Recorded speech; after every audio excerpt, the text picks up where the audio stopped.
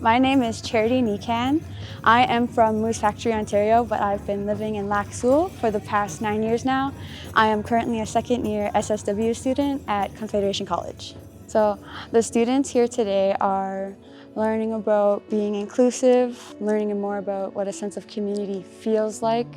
So I was assigned here for placement, and throughout my time here, I've seen my students are really interested and connected with First Nations culture, and I'm so happy, proud of them for that. They're so aware and they're so smart, my students. I'm so happy I get to be a part of Vance Chapman and host this event for my students.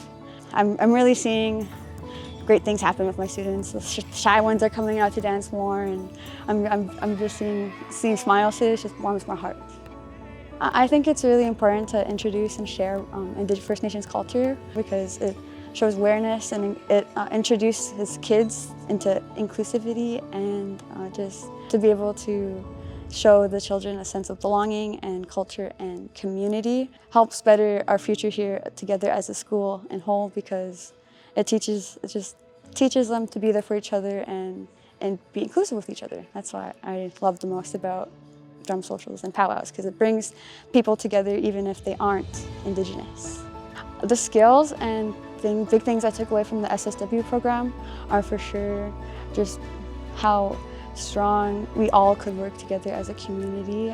Just seeing how Confederation College is itself as a whole, I felt so like when I first moved there at 17 I was so scared alone, but Confederation College after we went, I never really had a sense of community or belonging when I moved here, but while I was at Con College and the Social Service Worker program, they've enabled me to share my skills and what I've learned to pass it down to others along with youth here like at Vance Chapman.